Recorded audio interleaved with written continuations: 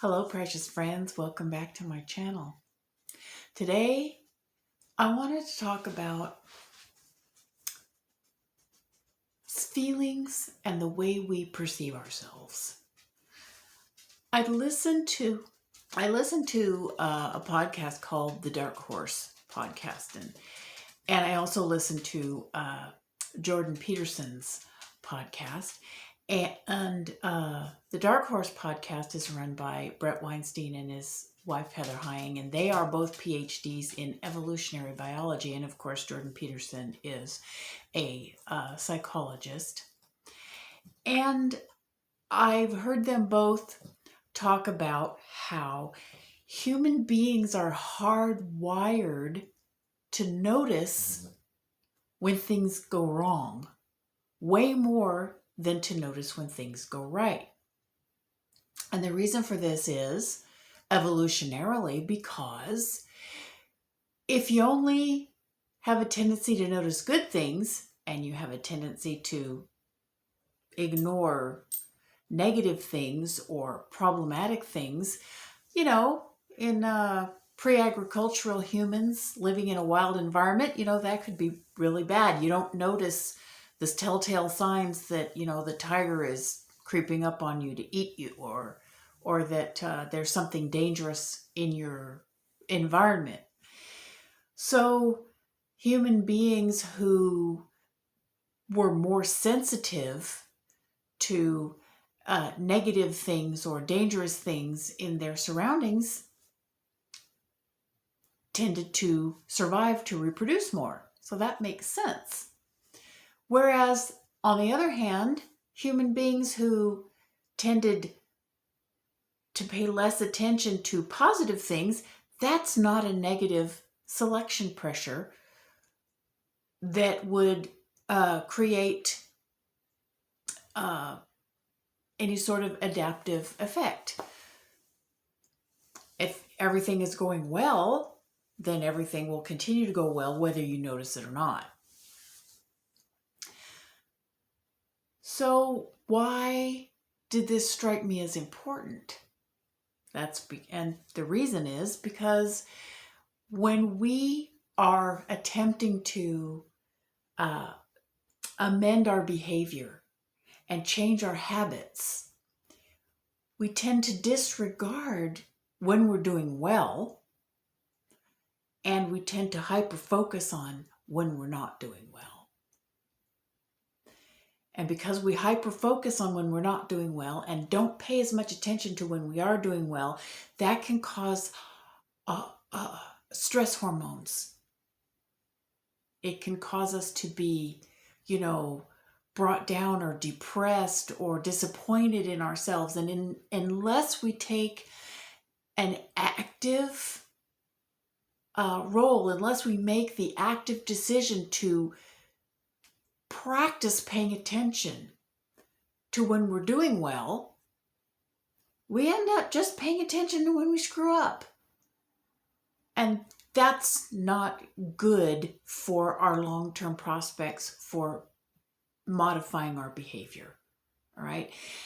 In a wild environment where life is just what life is and you don't have a whole lot of control over your environment, noticing where all the bad things are is probably a good idea. And that's going to keep you alive. But in our modern, hyper-safe environment, that doesn't serve us so well. Once again, modern human beings, we're in a position where we live in an environment that we are not completely adapted to. Therefore, because we have intelligence, we can recognize these things and we can take positive steps to counteract the negative effects of this environment that we live in that we're not adapted to. So basically what this video is about is the importance of positive affirmations. I know there's a lot of people go, yeah, positive affirmations. That sounds so woo-woo, so hippy-dippy. I mean, if anybody could be accused of hippy-dippiness, it would be me. But there's something to this. You know, nobody has a problem ruminating and dwelling on the fact that when that we do things that we would rather we wouldn't have done when we screw up. Nobody has a problem reaffirming that in their heads. But we all tend to have a big problem affirming when we do well. Did you go a whole day without eating junk food, without eating anything you didn't want to do? If you're trying to quit smoking, did you go a whole day without smoking a cigarette? Or did you even go a whole day without smoking more cigarettes than you planned? You know, did you go a whole day without drinking any alcohol? Did you make it a whole day without swearing at anybody? Any kind of behavior that you want to modify that is less than desirable, that you have a habit of doing. Did you stop and think about whether you did something right today? And did you consciously notice it and acknowledge it? All right. And why is it important to verbally acknowledge it? Well, my mother was a first grade school teacher for almost 50 years. And she told me on more than one occasion that there's a process for teaching children how to read and write. And when we're teaching little kids, 5 and 6-year-olds, how to write, what the teachers would do was they would show them the letter, and then as a class, they would draw the letter on their piece of paper with their pencil, and while they're watching themselves draw it, they would say the letter. So we'll say A. We draw the A and we say A. And why do we do that? Well, you might think, oh, well, that's just for little kid stuff. No, because when you do that, you're looking at the A, the information's going into your brain and firing all of the brain chemistry that's associated with sight. And then you're speaking the A, and all the brain chemistry is firing that has to do with speech. And you're hearing yourself say the letter A. So all of that brain chemistry is firing that has to do with auditory processing. And you're also feeling your hand and the pencil, and your hand is making the motion. So the tactile is registering the letter A, right? And this is creating brain pathways, all right? So every time the little children draw the A and see themselves drawing the A and say the letter A, all 5 senses, except not smell, but 4 of the 5 senses at least are firing in response to that letter A, the letter that's being drawn, or the number, or whatever it is. That creates learning.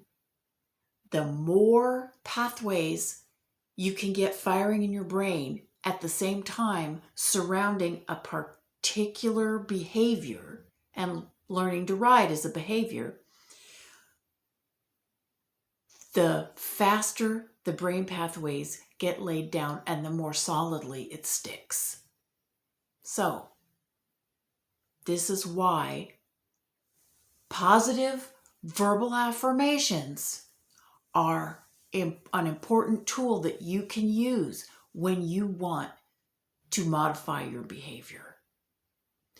If you made it through a whole day not doing something that you didn't want to do, you look at yourself in the mirror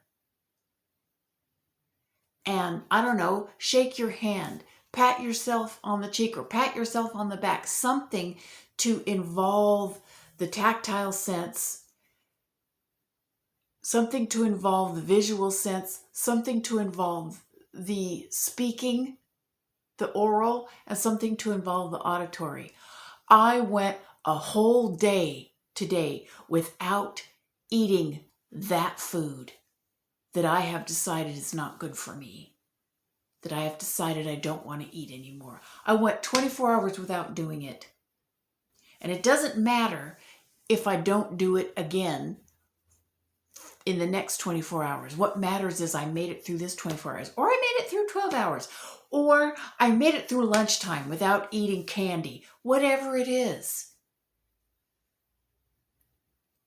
Acknowledge that out loud to yourself.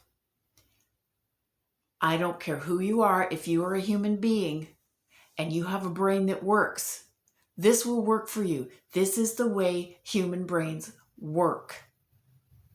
Fire those neural pathways in with as many inputs as you possibly can. And this is going to help you modify your behavior. Give yourself an oral congratulations. Write in a journal. Write in a journal and read it back to yourself. That, believe it or not, is particularly powerful. Meditate, speak to yourself.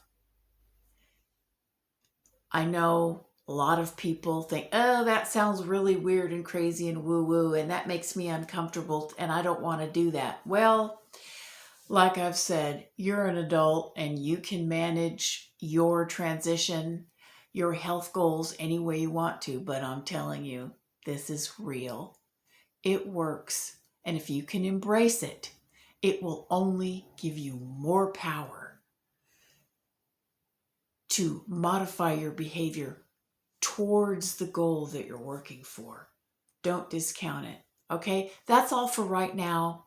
Think about it. Think about embracing this very, very powerful tool. Positive affirmation, journaling. Okay? I love you all. Peace, love, and meat. And I will talk to you again soon. Bye.